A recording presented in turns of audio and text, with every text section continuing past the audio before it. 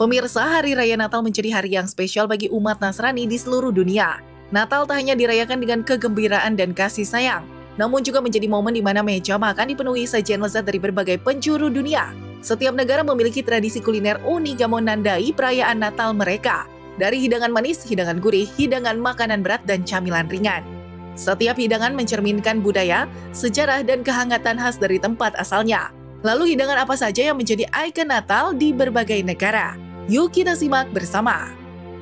Pemirsa, di Indonesia salah satu hidangan Natal yang ikonik ialah kelapa tart. Kue tradisional khas Manado ini menjadi sajian wajib saat hari-hari besar seperti Natal. Kelapa tart terbuat dari bahan dasar kelapa, tepung terigu, susu, dan telur. Dengan aroma kayu manis yang khas, di dalamnya terdapat irisan daging kelapa dan di bagian atas ditaburi kismis sebagai pemanis. Perpaduan rasa manis dan gurih ini menjadikan kelapa tart hidangan favorit saat Natal. Di Jerman, hidangan Natal identik dengan kue Stollen atau Christstollen. Kue ini terbuat dari adonan ragi dengan rasa manis yang dicampur dengan buah kering, kacang, marzipan, dan ditaburi gula halus di bagian atasnya. Stollen telah menjadi tradisi turun-temurun yang selalu hadir saat perayaan Natal. Rasanya yang kaya dan teksturnya yang padat melambangkan kehangatan keluarga di musim dingin. Kalkun panggang merupakan hidangan wajib saat Natal di Amerika Serikat. Kalkun dimasak dengan berbagai rempah-rempah dan diisi dengan sayuran, jamur, bawang bombay, serta saus sebagai pelengkap. Tradisi menyantap kalkun ini berawal dari perayaan Thanksgiving, yang kemudian juga menjadi bagian tak terpisahkan dari perayaan Natal. Hidangan ini melambangkan kebersamaan dan rasa syukur. Di Jepang, perayaan Natal memiliki tradisi kuliner yang unik, yaitu menyantap ayam goreng tepung bersama keluarga. Tradisi ini telah berlangsung sejak 1974, berawal dari promo akhir tahun yang dilakukan oleh pengusaha ayam tepung ini. Terinspirasi dari tradisi negara yang menyajikan kalkun saat Natal karena sulitnya mencari kalkun di Jepang. Ayam goreng crispy ini pun menjadi pilihan yang kini berubah menjadi tradisi nasional. Hidangan utama negara Denmark saat Natal adalah bebek atau angsa panggang. Hidangan ini disajikan bersama kentang rebus, kol merah, serta babi panggang sebagai pelengkap. Sementara untuk hidangan penutup, masyarakat Denmark menyajikan risalamande, yaitu hidangan manis berupa puding nasi dengan whipped cream, saus berry, vanila, dan kacang almond. Sajian ini menjadi simbol kehangatan dan kebersamaan di hari Natal.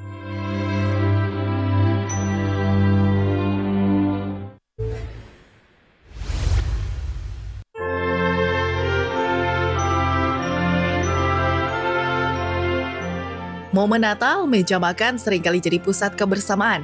Anak, orang tua, dan seluruh keluarga berkumpul merayakan kasih dan kehangatan. Hidangan pun terasa lebih istimewa mulai dari olahan daging, makanan bersantan, gorengan, hingga kue dan minuman manis khas Natal. Menikmati makanan adalah bagian dari perayaan.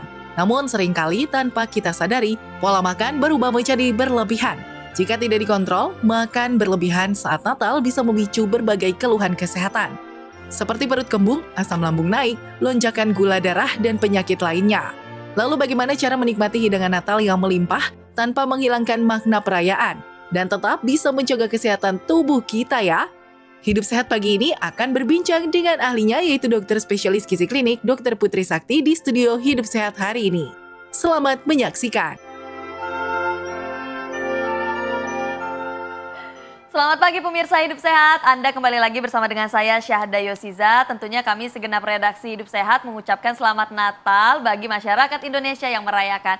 Nah pemirsa, berbicara soal Hari Raya Natal, pastinya tidak terlepas dari sajian makanan yang luar biasa melimpah. Ini nih yang bikin masyarakat biasanya kalap, pengennya bablas terus makanin semuanya yang ada. Nah kita akan bahas hal tersebut bersama dengan narasumber kita yang spesial. Ada di sini ada Dr. Putri Sakti selaku spesialis gizi klinik. Selamat pagi dokter. Selamat pagi dokter. Kak Kali Syahda. ini kita akan bahas nih dok, biasanya hari raya identik dengan makanan yang melimpah. Gimana nih biar bisa makan tetapi juga aturan gizinya tetap sesuai, ya kan? Iya. Nah dokter, kita mungkin pertama akan menuju dulu ke fakta mitos nih dokter. Oke. Nah biasanya dok, hidangan melimpah saat Natal ini sering membuat seseorang lupa nih, udah makan berlebihan gitu, tapi mereka nggak terus aja gitu dok, nggak ngatur sama makanannya. Fakta atau mitos ini dok? Ya, ini adalah fakta ya. Oh, fakta. Salah satunya kan lagi happy, momen kumpul-kumpul dengan keluarga, jadi pengennya itu menikmati. Terus kadang kita lupa dengan adanya sajian yang bervariasi, ada istilahnya lapar mata.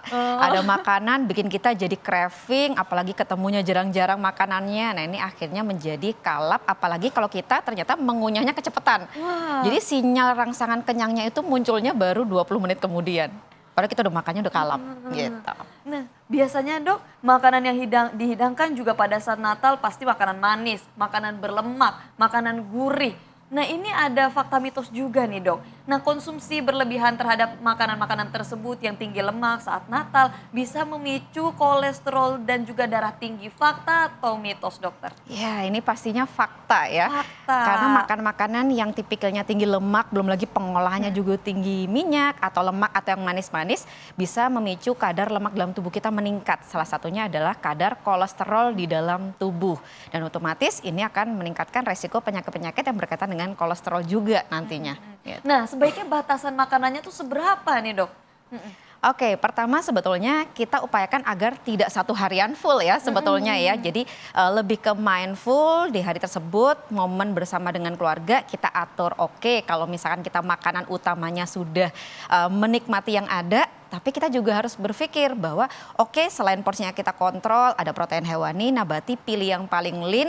Kemudian jangan lupa tambahkan selain tinggi protein adalah tinggi serat. Jadi kita udah kenyang, pas ketemu snack-snack sampingannya itu kita tidak terlalu kalap.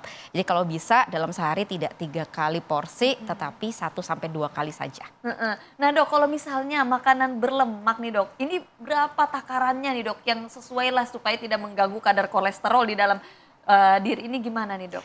Oke, pertama kita bisa menggunakan hand size portion kalau paling Apa itu? gampang ya. Jadi kita pakai Ukuran takaran porsi sajian tangan. Jadi kalau misalkan mau ngambil protein hewani, entah itu daging rendang atau ayam, kita sekitar 1 telapak tangan tanpa jari.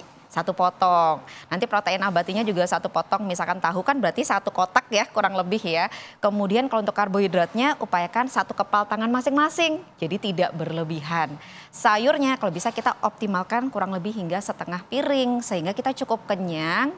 Ya tadi bisa membantu mengurangi mengonsumsi yang terlalu manis atau snack-snack setelahnya gitu. Nah ini kan yang Babla suka kalap ya Dok ya. Betul. Lebih dari 1 tangan. Iya, dan yang kedua biasanya kita perlu menambahkan juga Iya. ini, tidak terlalu menambahkan kuah bumbu berlebih ketika Oh, mengonsumsi makanan utama, jadi Baik. kolesterol kita lebih terkontrol. Baik, nah ini selanjutnya sebenarnya ada fakta mitos lagi nih Dok, ini soal makanan manis. Nah ini hidangan Natal yang manis sebaiknya dikonsumsi dengan porsi sedikit agar tidak muncul lonjakan gula darah. Fakta atau mitos Dok? Tapi jangan dijawab dulu ya, ini dokter udah gemes banget mau jawabnya. Jangan kemana-mana pemirsa, usai jeda kami akan kembali.